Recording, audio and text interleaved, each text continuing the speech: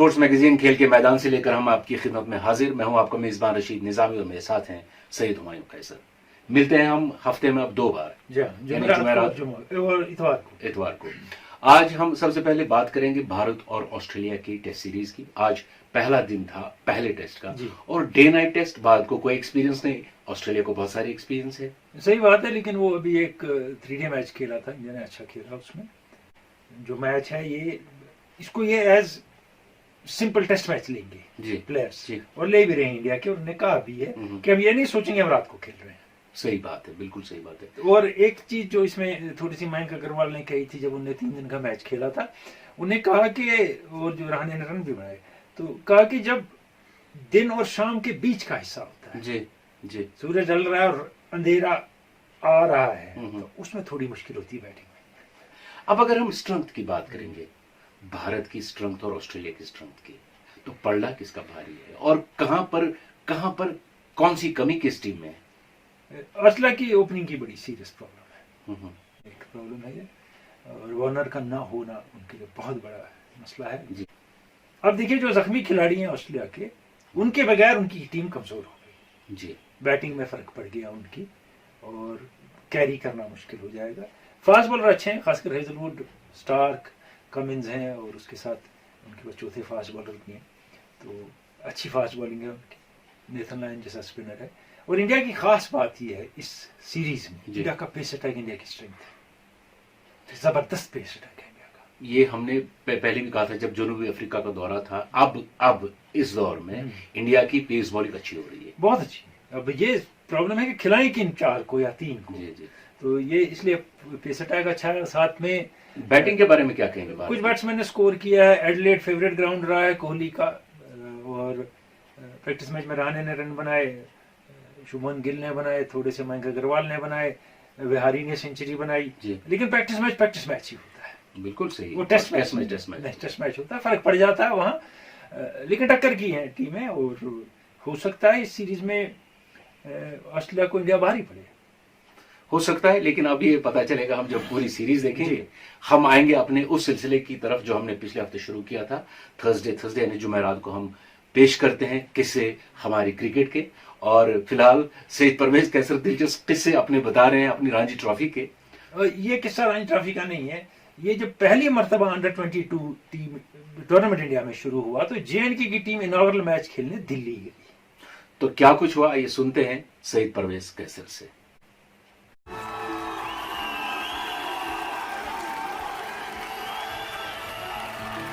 आप ट्रेन का किस्सा कहते हैं, ये था हमारा जब अंडर 22 टूर्नामेंट स्टार्ट हुआ।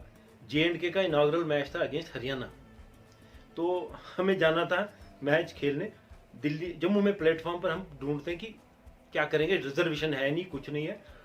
मेरे साथ कुछ हमारे जो क्लबमेट भी थे, वो भी टीम में सिलेक्टेड थे, खेलते थे।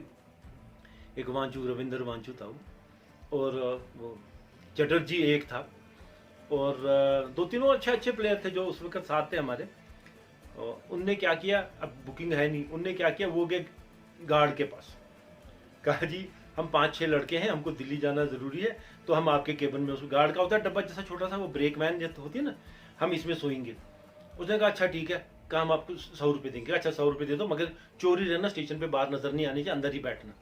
तो हम तो 14 प्लेयर थे, तो गार्ड उधर से गया, तो हम सारे घुस गए, 14 के 14 घुस गए अंदर। उसके उधर वो शेल्फ जैसे कुछ थे ऐसे लगे 2-3, उसके आगे कपड़ा डाला था, तो आधे प्लेयर हम उसके अंदर चोरी रहे, आधे बाहर रहे, तो सारे प्लेयर जमा हो गए, 14 प्लेयर हम उसमें चोरी रहे। और भी शायद कोई किटमैन भी था, कोई कोच भी था, कोई मैनेजर कोई था, हम सारे उसमें चोरी रहे। अब जब ट्रेन चली तो आता है गार्ड, वो देखते हैं, कहते हैं ये तो पूरी टीम है, आपने को तो 6। ने कहा हम बाकी प्लेयरों को कहाँ रखते हैं, हमें माफ करो ये वो, और 50 रुपये ले लो, हमको यहाँ रहने दो। तो ऐसा सीन होता था कि जब स्टेशन पे ट्रेन रुकती थी, तो हमें से एक आदमी निकलता था बाहर, वो लाता था चाय समोसे खाने के लिए, सबके लिए लेके आता था। कि बाहर सारे निकलते तो कहते थे पुलिस पकड़ लेगी, टिकट विकट भी कुछ नहीं। अच्छा ब्रेक वैन और वो इकट्ठा था, उसमें कुछ सामान भी था, कुछ सब्जी की पेटियां शेटियां भी पड़ी थी। वो लेके हम दिल्ली पहुंचे। कोटला में हमारा फिर मैच था, इनॉग्रल मैच था हमारा हरियाणा के, जेएंडके की टीम थी, जम्मू के प्लेयर थे, यहाँ के प्लेयर थे सारे, ये जेएंडके आज के प्लेयरों को कहाँ इन चीज़ों का पता है कि हमने किस किस तरीके से सफ़र किया। फिर भी एंजॉय किया। आज के प्लेयरों को कहाँ पता है कि हम कैसे उनको तरले करते थे, टीटी को, बाकियों को। हम ट्रेन के 2 बर्थों के बीच में रस्सियां बांधते थे, 2-3 आदमी इधर सोते, 2-3 आदमी रस्सियों पर सोते थे। वो जमीन पे तो सोते ही थे गैलरी में, ट्रेन की बाथरूम में सोते थे। आप खुद हमारे साथ थे, हमने बाथरूम में बैठ के सफर नहीं किया, जमीन पर सोए, बाथरूम में। अच्छा, वो जो बम्पर होते हैं ट्रेन के बीच में, वो बम्पर 2 लगे होते हैं, उस पर बैठ के ट्रेवल किया, मालगाड़ियों में ट्रेवल किया, ये सारा। मगर कंप्लेंट हमने कभी नहीं की, हम हमेशा एंजॉय करते। वहां पहुंचे, फिर खुश सारे।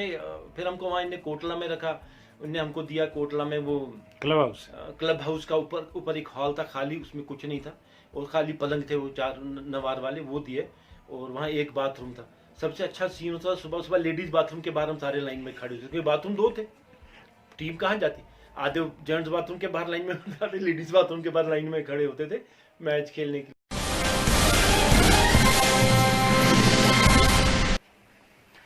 सही, परवेज कैसर बात कर रहे थे, आज भी दिलचस्प बातें। देखिए, बात है कि वो टीम यहाँ से गई तो एज यूजुअल टिकट की कभी रिजर्वेशन होती नहीं थी हमारी, जी। किसी भी लेवल पे।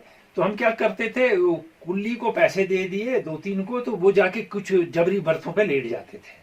फिर हम उसमें घुस जाते थे, कुछ बाथरूम में, कुछ नीचे, वहां यहाँ चोरी छिपे घुस के फिर हम ऑक्यूपाई करके ट्रेवल कर लेते थे। वैसे अब इस केस में उन्होंने कहा ये गार्ड के कमरे में का 4 है और 20 घुस गए 20 घुस गए अंदर। और वो परवेज ने एक बात पहले कही थी मुझसे एक दिन, ये कि हम पकड़े कैसे गए इस मामले में, शायद आज वो उनसे मिस हो गई। कहा कि जो शेल्फ थे जिन पे तरपाल था, उनके पीछे प्लेयर जो थे, उन्होंने सिगरेट पीनी शुरू की। अच्छा। जब टीटी आया, उसने देखा धुआं निकल रहा, आग लग गई। अच्छा। गार्ड के डब्बे में, टीटी भी गार्ड देखता है कि पीछे ऊपर से नीचे तक लड़के लेटे हैं। दिलचस्प से आज ये तस्वुर भी नहीं कर सकते, नहीं हो सकता। ऐसे ही खेलते थे, और कभी सोचते नहीं थे क्या हो रहा है, मजा आ रहा है, खेल रहे हैं। आप सोचिए, तब रणजी ट्रॉफी में जो लोग जाते थे, जो प्लेयर्स जाते थे, उनके पास भी पैसा नहीं होता था। आज छोटी लेवल से छोटी लेवल पे खेलो, आपके पास पैसा बहुत आता है। देखिए, आपको एक पैसा मिलता है और आप अपना इक्विपमेंट भी बहुत हद तक अफोर्ड कर सकते हैं। हमारे पास ऐसे भी प्लेयर थे, इंडियन टीम में ऐसे प्लेयर थे, पटौड़ी के वक्त के, पटौड़ी उनकी यूनिफॉर्म खरीदते थे, उनका सामान खरीदते थे, वो अफोर्ड नहीं कर सकते थे। आते हैं हम आज के सवालात की जानिब। वाजिद गुलजार बांडीपुरा से सवाल पूछते हैं कि 1999 में जब आलमी कप क्रिकेट का फाइनल हुआ पाकिस्तान और ऑस्ट्रेलिया के दरमियान, क्या वो फिक्स था वो मैच? क्योंकि लोग उसके बारे में बहुत सारी बातें करते हैं। देखिए, 1 साइडेड मैच हो गया, हमने कहा फिक्स्ड है, कितने फिक्स नहीं था, मुझे नहीं लगता। एक बड़ी भारी गलती हुई पाकिस्तान की टीम से, उनने टॉस जीत के बैटिंग की। अब आप देखिए, वसीम अकरम खिला किसको रहे हैं? खुद हैं, शोएब अख्तर हैं, रजाक हैं जी, अजहर महमूद हैं, 4 फास्ट बॉलर हैं आपके पास, बिल्कुल। और आप बॉलिंग नहीं कर रहे हैं, आप बैटिंग कर रहे हैं। तो ये भी एक स्पेकुलेशन लोगों को होती है, जो वाजिद गुलजार ने कहा, ये मामला आपके सामने आता है। और 9 की एवरेज से शोएब अख्तर रन देते हैं, 6 की एवरेज से वसीम अकरम देते हैं, उससे रन किया 137 से 40 टू विन था ऑस्ट्रेलिया को। तो जो टॉप स्कोरर पाकिस्तान का था वो थे एक्स्ट्रास 25 और एजाज के 22 रन। टीम टिकी नहीं, वॉर ने 4 विकेट लिए, मैन ऑफ द मैच भी हो गए, और 33 रन देके वो एक मसला ये हो गया। और सोचने के बाद है एक और इस मैच के हवाले से कि वकार यूनिस ये मैच क्यों नहीं खेले, सही उनको वसीम अकरम ने ड्रॉप क्यों किया? बिल्कुल, क्योंकि वसीम अकरम ने इंश्योर किया जब वो कैप्टन थे कि वकार और आकिब दोनों हैं, उनको कम ही खिलाया जाए।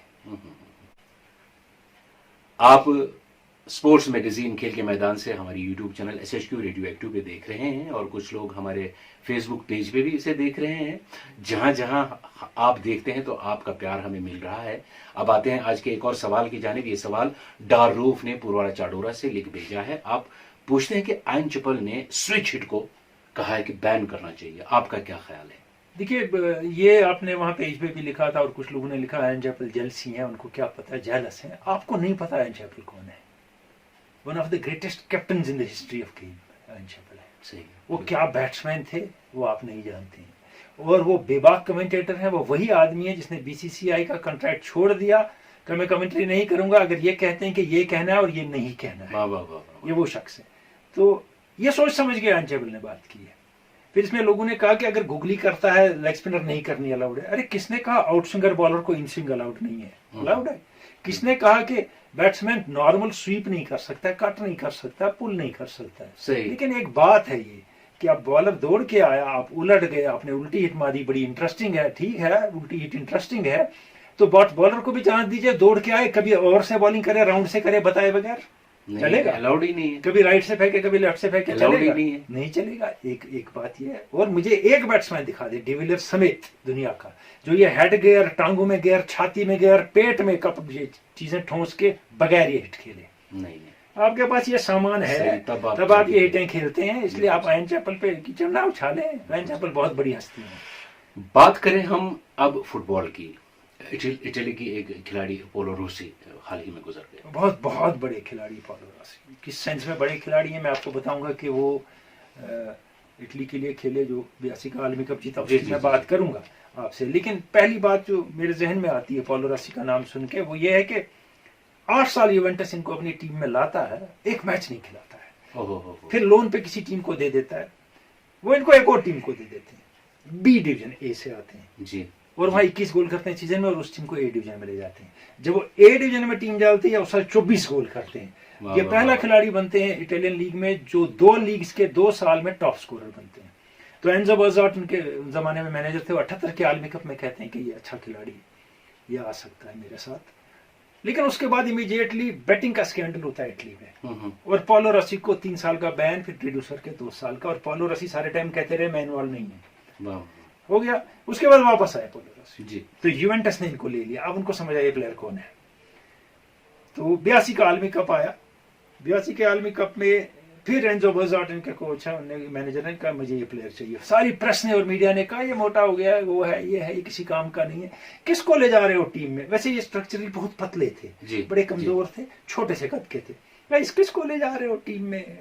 अब देखिए 82 के आलमी कप में होता क्या है। क्वार्टर फाइनल में ब्राजील के साथ मैच होता है, 3-2 जीतता है इटली, 3 गोल राशि करते हैं। और ये ब्राजील है वो जिसमें सोक्रेटिस खेलते हैं, जीको खेलते हैं, एक से बढ़ के एक खिलाड़ी खेलता है, हो गया। उसके बाद सेमीफाइनल में पोलैंड के साथ खेलता है इटली, 2 गोल ये करते हैं। फाइनल जर्मनी के साथ 3-1 से जीतता है इटली, 1 गोल ये करते हैं। ये 6 गोल करके टॉप स्कोरर हो जाते हैं आलमी कप के। ये वही खिलाड़ी जिसको मीडिया ने कहा था कि ये टीम के लायक ही नहीं है, ये किसको ले जा रहे हो तुम आउट ऑफ प्रैक्टिस प्लेयर को। तो ये है पोलो रॉसी, और एक बहुत बड़े खिलाड़ी, बड़े अजीम खिलाड़ी, इसमें कोई डाउट नहीं है। और बहुत कमाल है उनका, आलमी कप में उनने टोटल में 9 गोल किए हैं।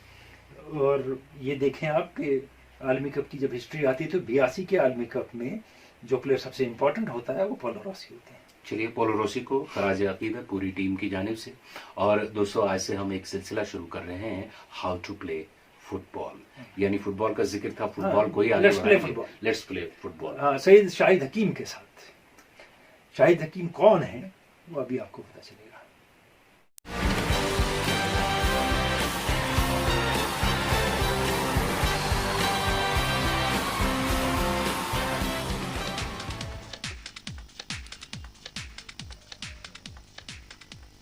इंसान की फितरत यह है कि सामने कोई चीज़ आए, उसे ठोकर मारे, उसे किक मारे आगे बढ़ जाए। और ये फितरत की खास बात यह है कि जब छोटा होता है बच्चा तो वो ठोकरें मार के कई बूट भी फाड़ता है, लेकिन कहीं इस फितरत को धीरे धीरे इसी इंसान ने एक फ़न में, एक आर्ट में तब्दील कर दिया, और वो आर्ट बना आज की सबसे खूबसूरत गेम, सबसे हर दिल अजीज़ पॉपुलर गेम फुटबॉल। और फ़न किक मारने का, लेकिन कन्वर्ट वो हो गया एक आम और एक दिलचस्प खेल में।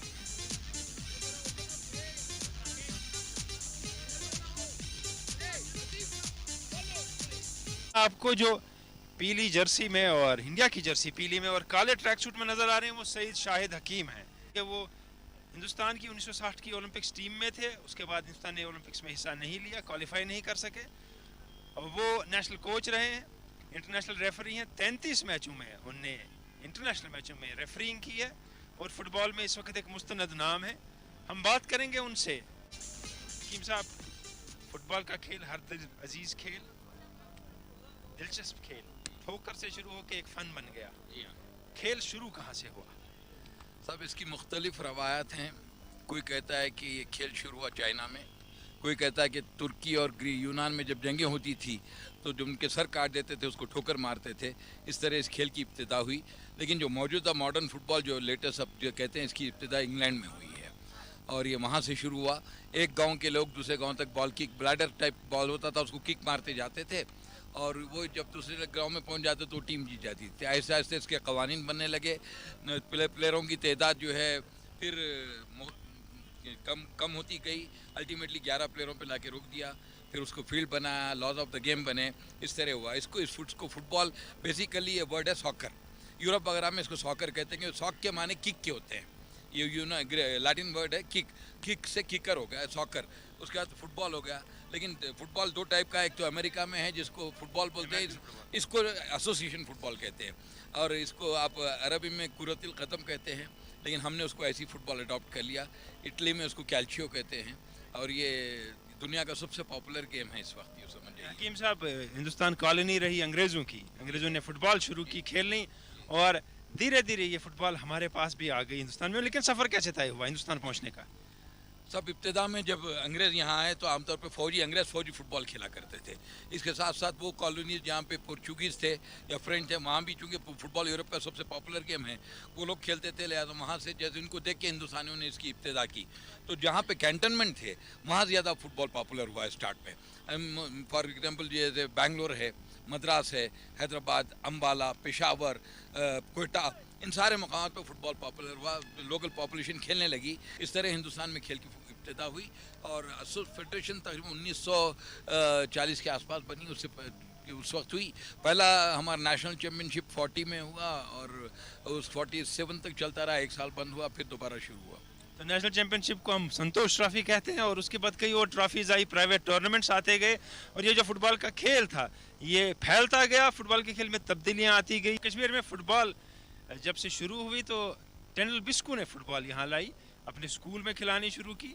और एक ख़ास बात तब यह है कि जो गैर मुस्लिम बच्चे थे वो फुटबॉल खेलना नहीं मानते थे उस दौर में। वो कहते थे ये चमड़े से बनी है, हमें चमड़े को पाँव या हाथ लगाने की इजाज़त नहीं है।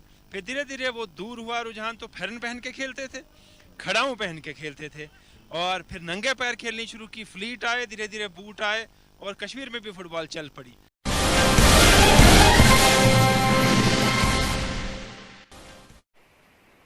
शानदार ये जो प्रोडक्शन है काशान प्रोडक्शंस की पेशकश, उसी में से हमने एक ये कड़ी पेश की। अगली कड़ी अगले प्रोग्राम में होगी। यहाँ से पाकिस्तान की T20 सीरीज आ रही है, उसमें पाकिस्तान के लिए सबसे बड़ा धचका ये है कि बाबर आजम जख्मी हो गए। बहुत बड़ा शौक है। उनके टॉप बैट्समैन है, दुनिया के टॉप बैट्समैनों में से एक है और आज टीम उनके इर्द गिर्द रोटेट करती है। कितना फर्क पड़ेगा? खासकर T20 और वनडे में तो उन्हीं के इर्द गिर्द रोटेट करती है टीम। बहुत फर्क पड़ेगा, बहुत फर्क पड़ेगा। कैप्टनसी की बात मैं नहीं कर सकता, लेकिन इतना अच्छा प्लेयर अब जब आपका सडनली गायब हो जाए टीम से, और उस टीम में जिसकी बैटिंग फ्रेजाइल है, वैसे ही जी जी आपके पास बहुत कम बैट्समैन हैं जिनकी पोजीशन सेट है। फखर जमान का भी मसला है, कुछ इंजरी का चांस है, कुछ ऐसा, तो फर्क पड़ता है पाकिस्तान की टीम। न्यूजीलैंड की टीम जीत के आई है, वेस्ट इंडीज को बुरी तरह से हरा दिया, टेस्ट सीरीज हरा दी उन्होंने उनको। जी न्यूजीलैंड वैसे ही न्यूजीलैंड इज वेरी डेंजरस। तो न्यूजीलैंड में खेलना बड़ा मुश्किल होता है। विंडी कंडीशन, छोटे ग्राउंड होते हैं, लेकिन बॉल सीम करती है, बॉल टप्पे के बाद हाइट अलग लेती है। तो और अगर आपके पास तजुर्बा कम है और फिर आप बायो बबल से निकल के आए हैं, तो पाकिस्तान पे काफी मुश्किलात का सामना कर रही है टीम। लेकिन यही मौका होता है अपने आप को साबित करने का, क्या पता है कर दे टीम। बिल्कुल, इसी बात पर लेते हैं आज के प्रोग्राम से इजाजत। मिलते हैं एतवार रात 8:30 बजे इसी चैनल पे, यानी हमारे YouTube channel SHQ radio active पे और हमारे फेसबुक पेज KKMS स्पोर्ट्स में। खुदा हाफिज़।